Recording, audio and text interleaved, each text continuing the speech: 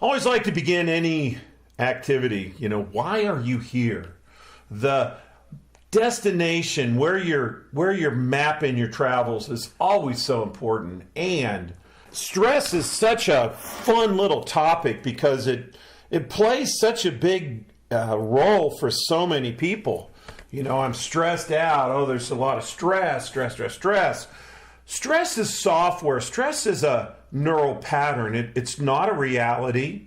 It's not mandatory. So when I look at why are you here tonight, to lessen stress, to manage stress, I love this little slide we're starting out with. Yes, I'm a bit stressed. Why do you ask? It's just always worthwhile and fun to know why you're here and what's really beginning the journey tonight for you. Now, when you look at stress, and boy, the longer you look at this slide, I got a headache when I loaded this slide earlier today. Stress it's such a big part of our dictionary today, how people talk. It's part of our fabric. There's some that are even kind of proud of how stressed they are. There's other people that live in toxic stress and hate it and can't stand it. But we have this part and parcel. So this is one of the most important things I'm going to tell you. These are programming moments. And when you're in programming, remember, that's this mythical in the 10 percentage place. In the 10 is that place where we have, stress, we have intensity, we have crisis. Now, we love that place because it's also where we have growth. It's the only way we get to our greatness. It's where we have potentiality and where we're expanding that as well. So it's really important that we stay focused in this place. And in a programming moment, not in the 90, not when you're just chit-chat, not when you're having a cup of coffee, not when you're, talking over the water cooler, not when you're having lunch, but in programming moments when you are very conscious about the reality that you are creating. This should be the very last time in programming that you want to ever use the word stress. It has no value to you, and for most people, it's half empty because they're not busy focused on I'm stressed out. Most people don't go, well, woohoo, you're in your potential, or woohoo, you're stressed out. I got a lot of growth, yay me. But you have to understand that stress always comes in two forms. Eustress, and that's the Greek letter EU for positive or good. It's good stress. And distress, which I spelled it with its prefix, but distress. I'm in distress. Are you, when you're stressed out, for you, which one are you in? If you're at work and you're stressed out, or the project is pushing, are you stressed out? Are you in eustress or you are in distress? We want all stress to turn into eustress. And when you think about it, and when you calculate, because we are dealing in the power of the mind, and the mind is controlling reality, you can do great things where some people are stressed out and it's distress. In the metaphor, I'm always talking about eustress is when you're in the gym and you're on your 10th rep and you're growing your bicep, but it's really violent cellular death that's taking place in the middle of your bicep on the 10th rep. That's where you create your growth. Distress is when you're on the 10th rep or maybe even the 4th rep and your form is poor, or you've had bad nutrition, or your body, you're in the gym and you've been battling the flu, your body's not up to stuff. When you're in distress, now you're going to tear the muscle, now you're injured. That's not the kind of form of stress, but that's the physical metaphor. When we look at the power of the mind, and the mind can do anything that we want it to do. When you command from the mind, your body, when you command from the mind, the reality, when you command the mind and you do it well, it does anything for you. in your programming moments, get very, very conscious. Don't say, I'm stressed out, or are you stressed out? Ask, think, reflect, be conscious. Is this eustress, which is, yay, I'm growing, I'm getting stronger, I'm getting better, or is this distress? Because if it's distress, we need to do something else. Most people record stress, and it can be a very long run of kind of toxic stress because you might be at your job and it's a long project and your relationship is suffering a little bit and you don't have the finances coming in on top of it, right? Blah, blah, blah. Oh, it'll feel distressful, but it's not. It's these times for epic growth and greatness. Now, it's always important to understand where stress really began.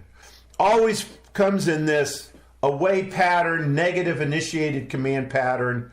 You know, again, this is in longer content with me. I'm sure a lot of you've seen this before. You know, the success is don't spill the milk. And when you begin, because you're just a dumb terminal, and you're going to do exactly as you're commanded, if you're told, don't spill, you have to process that cognitively. You have to think of ways to spill so you don't do that. So literally, I could spill milk that way, don't do that. I could spill milk that way, don't do that. Ooh, this is a big spill, I can't do that. And if you're an overachiever, you don't think of 50 ways, you think of 200 ways. And so as I joke in the longer metaphor, you walk over to the counter and kind of look up at the ceiling and you're delicately holding the pitcher and you go, a meteor could come through the ceiling and rip this out of my hands.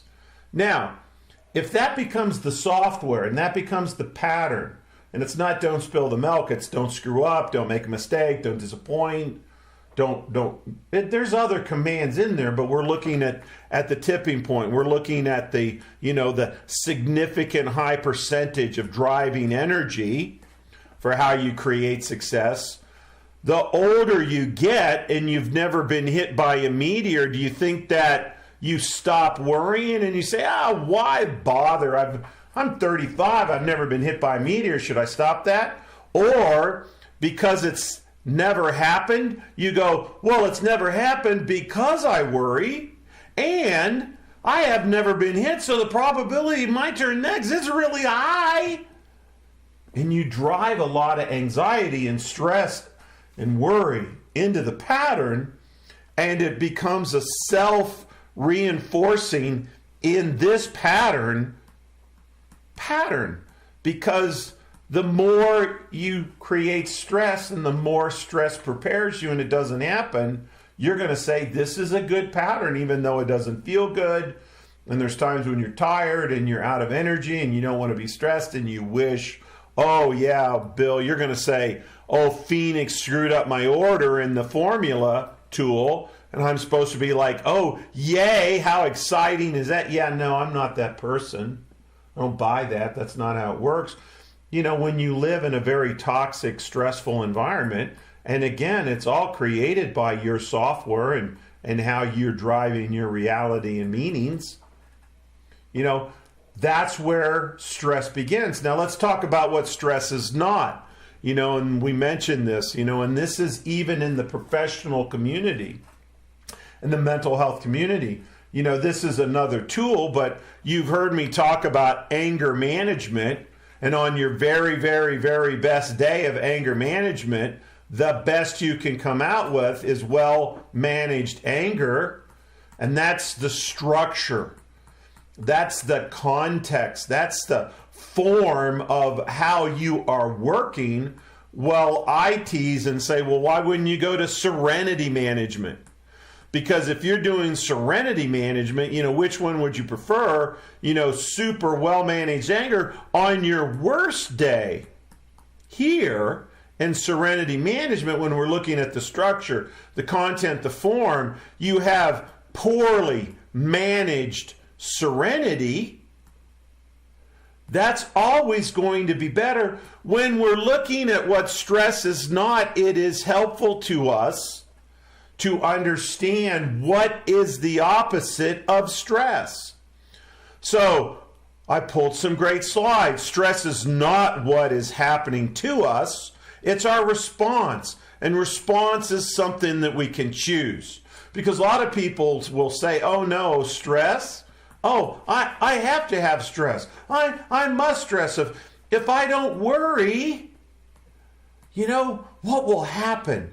Can I win? Will I succeed at it? And again, you go back into this in the 10 mythical moment. So maybe in the 90, you're going to go practice some of our stress management techniques. And you're going to go say, oh, well, that works, or that feels better, or I'm lowering my stress. But that's not even what you want, because what is the opposite? Now, for some of you, it's going to be growth. For some of you, it's going to be greatness. It's going to have a form. But one of the things you want to do out of this as a tool is figure out, what do you want? What do you want stress management to be? And in this world of what it's not, do you believe that I will not stress myself out about things I cannot control or change?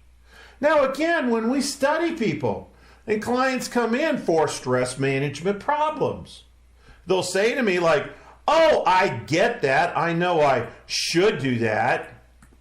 When we know what happens when you use the word should, you're not really ready to commit to it yet. It's not a must. It's not a, by gosh, I'm gonna be this person or die trying. When you say, I will not stress myself out, and you go, oh yeah, Bill, I should, and you believe it, but, and there's the but, it sits there, but, yeah, ish, I kind of do.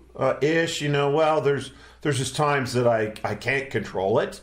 And anytime you say I can't, you're in the upside down language patterns, you're in the upside down software. Well, it would be nice to control it, but there's the but. You sit there and have a conversation with yourself or others. You're coming for a coaching session. Yeah, but. Well, stress actually sharpens me, Bill. It helps me avoid pitfalls. So you'll even create a positive meaning. And by the way, that's in an away pattern. That is not about growth. That is not about greatness. That's not in that sentence. And you go on and on. And think about what you say to yourself and others, even while you're trying to get children not to stress. So your kid comes home and says, oh, my state, education tests are tomorrow, and I'm all stressed out. And you're going, oh, son, daughter, oh, no, you're prepared. You're giving them all the advice you don't follow when you're prepared for this. And at a deeper level, here's something you really, really have to ponder. I love this slide. I've seen it before. I looked for it. I found it. I like this form the best. If you can solve your problem, I want you to ponder this. If you can, then why would you need to worry about it? You're going to solve it. There's no need to worry. There's no need for stress and anxiety in this process. And if you can't, it's beyond you, it's bigger than you, what's the use of worrying? And again, you're going to tell me, and you're going to go into these places that says, yeah, I get it, but, and you're going to record that stress is of value to you. And again, we're into programming. You cannot, after you ponder this content, as you think about who you're going to be in new software, you got to really, really sit down and get deep and get conscious. What do you want this to be? And then you're going to say, well, you're trapping me with my words. I'm not saying that. Yeah, the energy, the driver, the reality.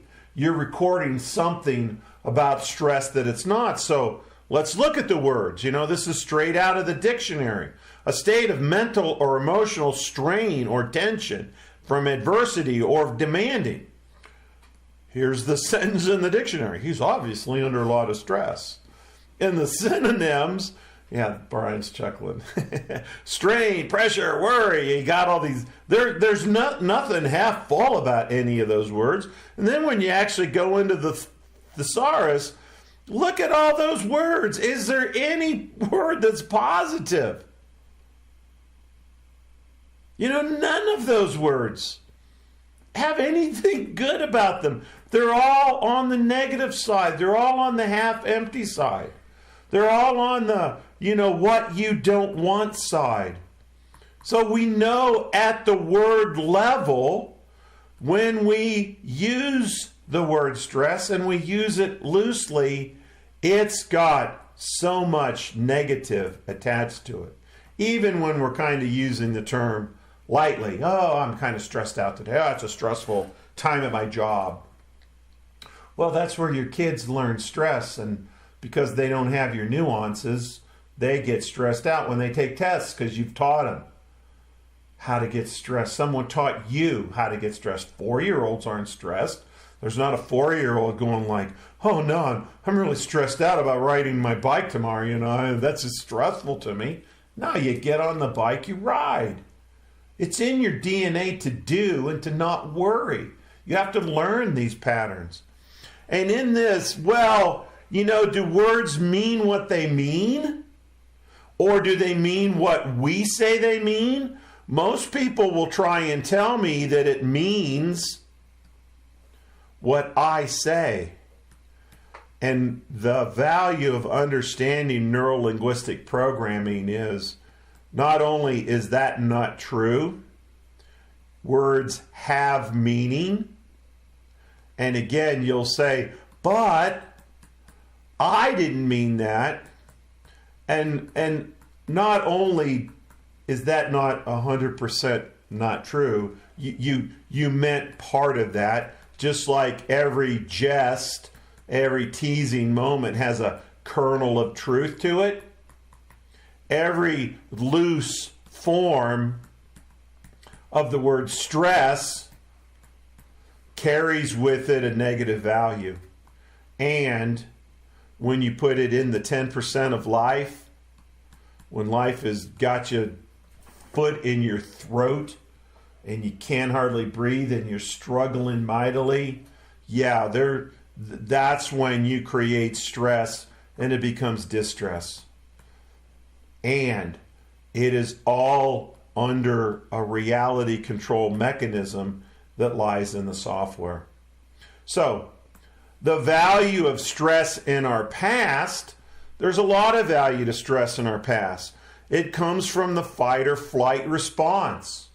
We yawned, we stretched, we got out of our cave. We kind of cautiously looked around. We weren't stressed. Oh, what if there's a tiger out there? What am I going to do? We didn't do that. We were cautious. We kept our eyes and ears open. We moved slowly. We moved carefully. But you did not get stressed until the tiger appeared. When the tiger appeared and started chasing you, then you turned and fought. That's when the adrenaline system kicks in. That's when you have these endocrinological systems that massively burn great energy. That's why you want sugar in your bloodstream, because it's lighter fluid. And if you're going to run from a tiger, you got about 200 meters to outrun the slowest person in your pack of other humans, because then the tiger's going to eat them. And so you were rewarded. If you're faster, you stayed in the gene pool. If you were slow, you got eaten. Your genes got removed from the gene pool. But that's back when things were simpler. But if you're built for fight or flight, you've got to ask yourself the question, what challenges are facing me today? Is it traffic? Oh, I hate traffic. I'm late in traffic and traffic. Or, vexing people. Oh, this person, I just see their email. I see them on caller ID. They're in a meeting. They drive me crazy. And sometimes it's people we actually love.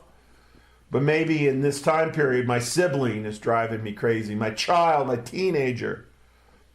And when you do that, when you assign a meaning that traffic is stress, how many times did cavemen get chased by a tiger? Like twice a day for 45 minutes in the morning and 45 at night? No.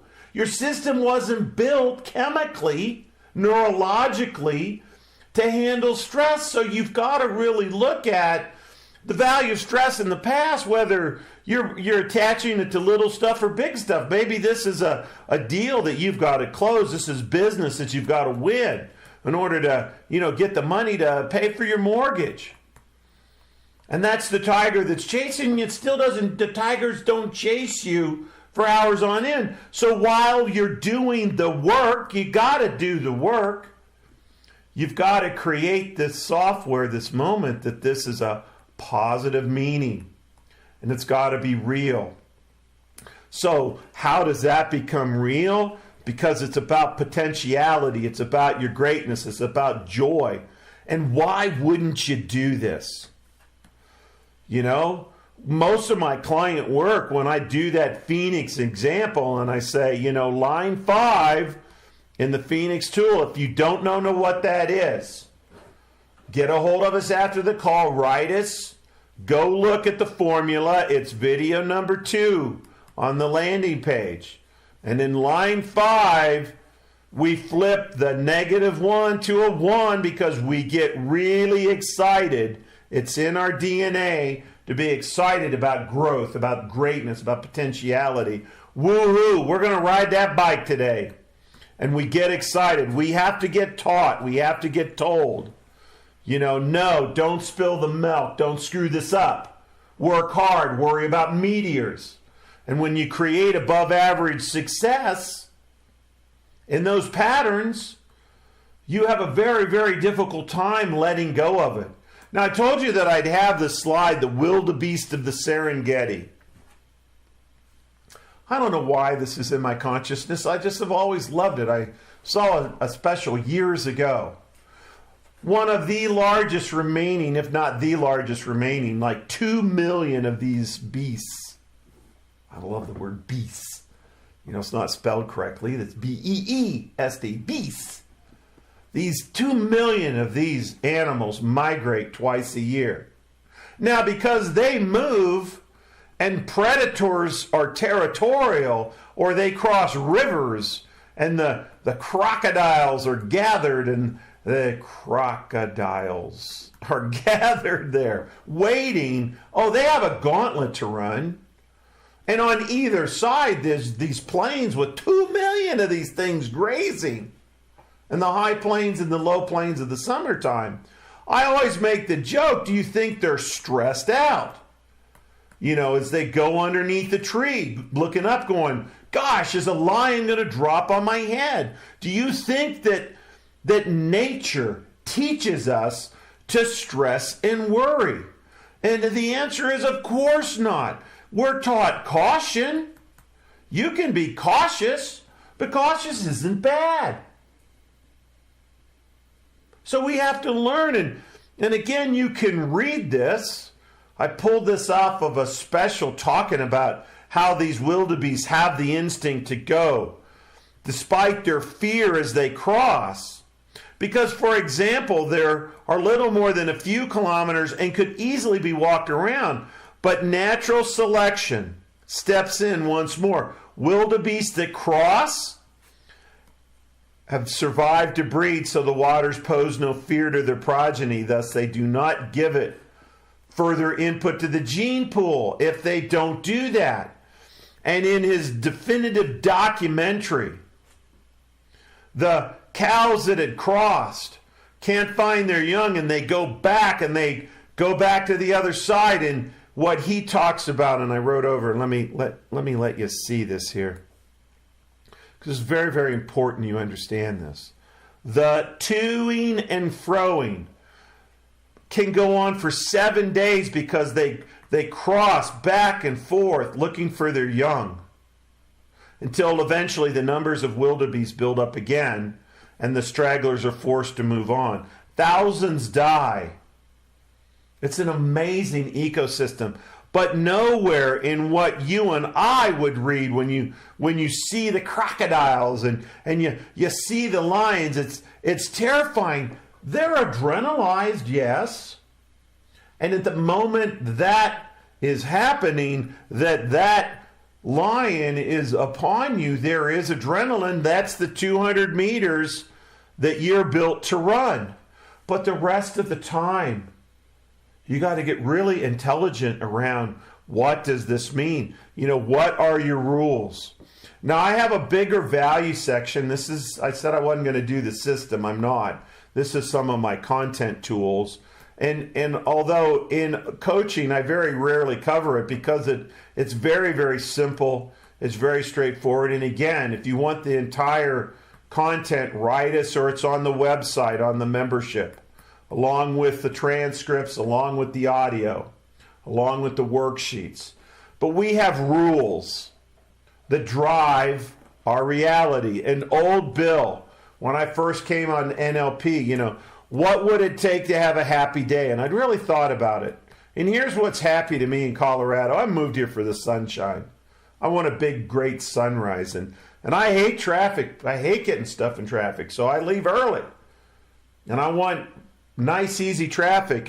And because I was in sales and I'd seen deals go south, even when I was told I got it, even when it was a signed deal, it had to be signed and it had to be through legal. That is what made it exciting for me. That's what worked for me. Well, the problem with that is how much control over my happiness did I have? Because I don't control the weather. I don't control traffic. I don't control when attorneys get deals done. I had nothing to be happy about. So how would you change this? Well, I put pictures on my PC that was taken from my deck of great morning sunrises. So if there wasn't any sun, I would say to myself, man, if I love great sunshine, and if there's not any sunshine, I remember one of the most glorious sunrises I've ever seen, and there's the picture. And I leave early, and I manage my time, and I master traffic. And I created, as you go down, how do you create, stress and stress-free? And how do you call this excitement and joy that I have these lions chasing me? It happens in the mind. It happens in the software that says this is what anxiety and this is what stress mean to me. Now, in this mind-body world that we occupy, do you believe that the mind and the body are hardwired? And what does that even mean? What that means is if your body is happy, the mind must follow. If the mind is unhappy, the body must follow. And the other two quadrants exist as well. The mind and the body, it's seconds.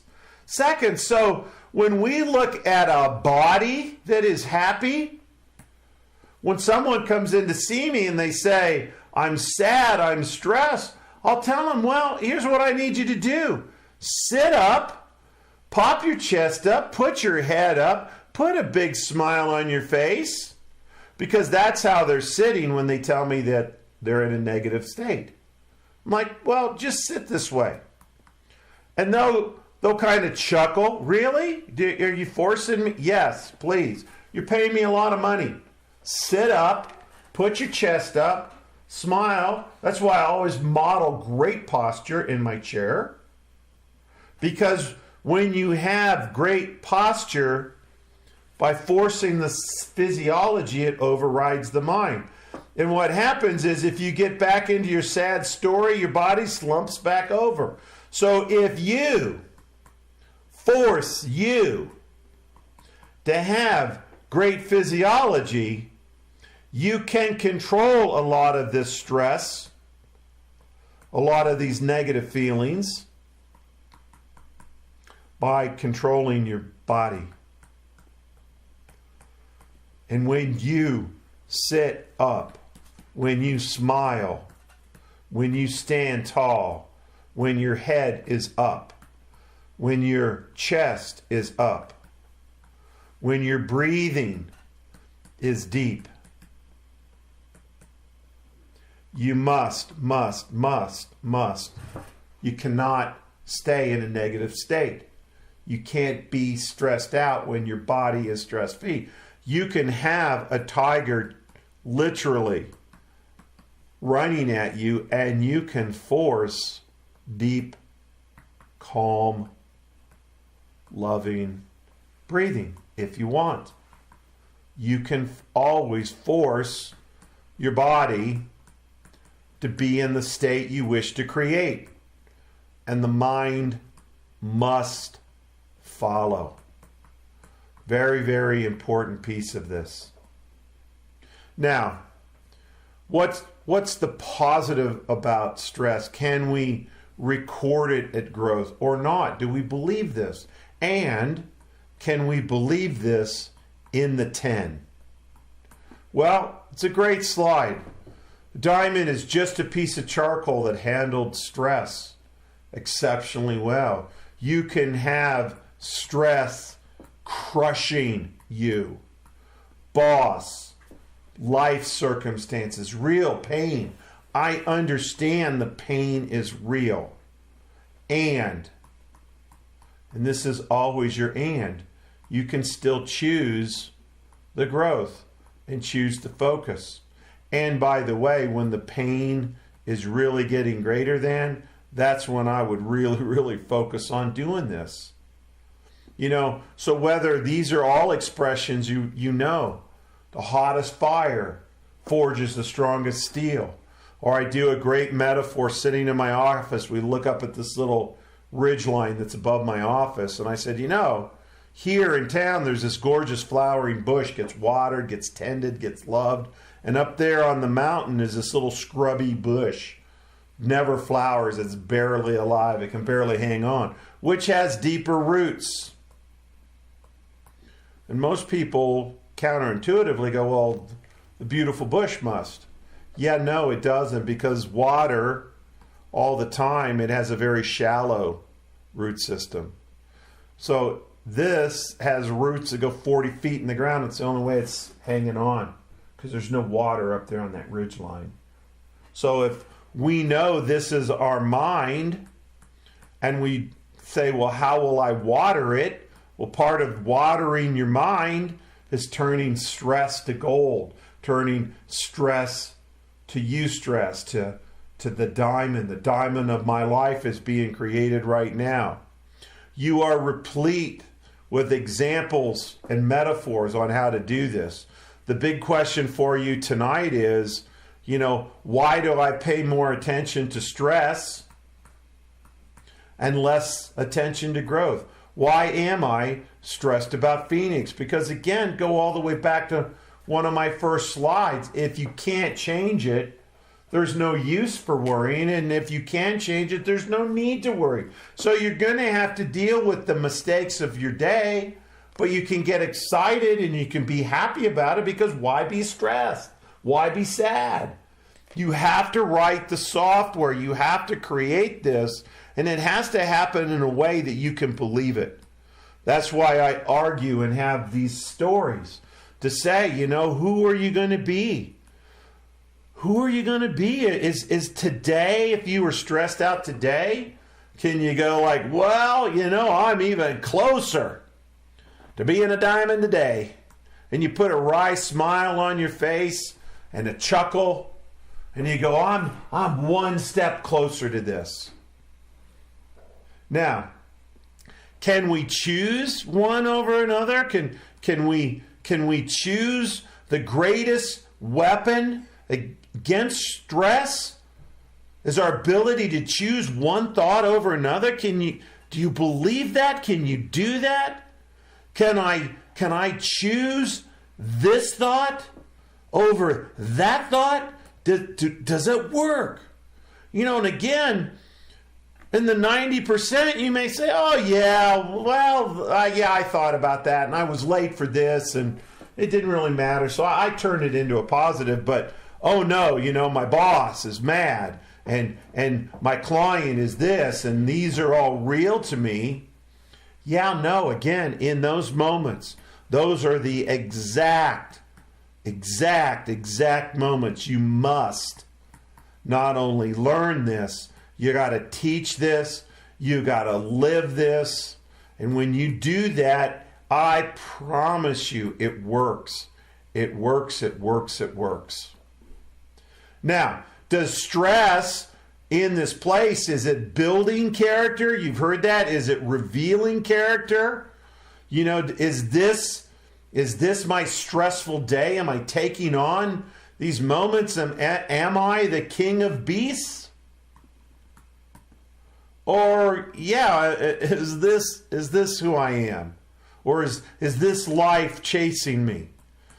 These moments are real. These moments mean exactly what you commit and force and believe and make them mean. Are you that? Are you this? Are you a king? Are you a queen? Are you living? Are you bigger than managing stress because you're focused on growth? Or is stress bigger than you?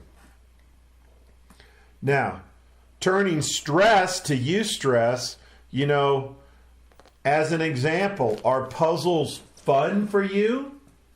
Or are they frustrating? Do you look at this and go, oh, I'm stuck? And maybe at work, because you must solve them, you'll work till you solve. Maybe at home you're like, gosh, I do nothing but solve all day, so yeah, I don't like this. That's not. But the point is, in this matter of mind over matter, software driven, the mind controls your life and reality. What if just on this other side is the treasure that you seek? And sometimes you just have to go that way, or sometimes can you just gnaw and chew and fight and kick, and can you make a hole in reality where none exists? Can you do that? Well, you have to have a drive. Now again, if you have to do it at work, that's an away pattern. If it's because if I don't, I'm fired. And if that's the pattern, then that's going to be stress. And it's not, how can I have fun? Because the well digger, one shovel away, he can dig 30 feet and every one of them is hard. And in one shovelful, he hits water, the whole water fills. The sculptor hits this block of granite, this marble block, 300 whacks with the chisel. Nothing happens. And then with one whack, the marble shatters on the line. Do you believe that life is incremental and that you have to manage stress and do what you want one at a time? Or do you believe that by doing that man, that woman who you wish to be, that you can whack away and then it just happens and you're content and happy and excited? Do you worry about how fast you learn to ride your bike? Oh, I've ridden it 30 times. I should know this better now? Or, every whack has to have value and an equal value or relative value, or I'm upset about that. How do you view life? How do you view this, and why? Because it was taught to you? Are you going to change this?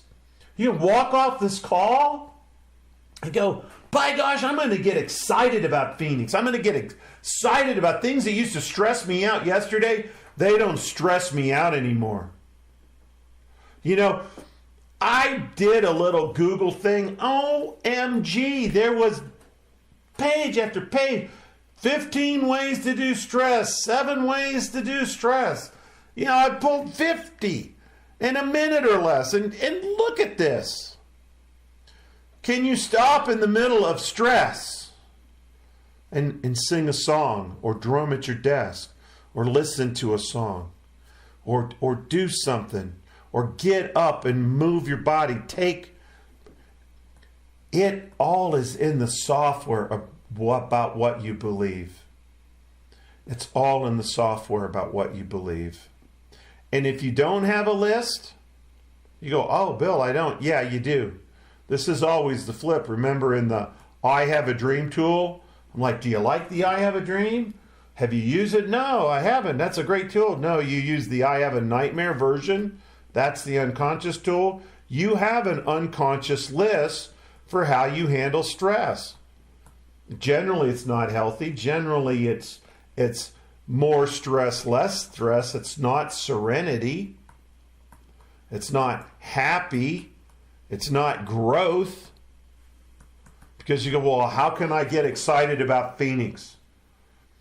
These are going to be change moments for you. These are going to be the times that you have to become this person. I'm going to share with you one of the very earliest. This is mine. This goes back to the very first vision board I ever did. And again, it's all part of this, flipping of, what does this mean? And for some reason, when I saw this National Geographic picture, and I'm a diver and I love to dive, and I've been on the Great Barrier Reef, I've been in Cozumel, I've been in schools of fish like this. It's just magical. They move as one, and I actually talk about it's not like that fish sees the shark and then bumps in and bumps in. They're all connected. We're all connected, which is one of the reasons why I like this slide. And when I saw that shark sitting there, the question that occurred into my mind, and you saw it on the title of this slide, is that shark up there because it's a predator waiting to eat something, or is that shark up there because it's a protector? And so in the metaphor of the people who follow the inevitable you, they're shepherds. They have sheep. They know who their flock is.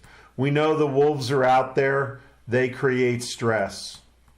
But when you're a sheepdog, you handle these because it's your purpose, it's your passion, it's your drive, it's your life, it's your software. It's what this planet means to you that allows these to be real moments and to be incredibly great moments. So here's the conclusion for tonight, and I'll open up the mics for Q&A. The myths about current stress management. That's what we told you we talk about tonight. We talked about that. What stress is not is on this slide.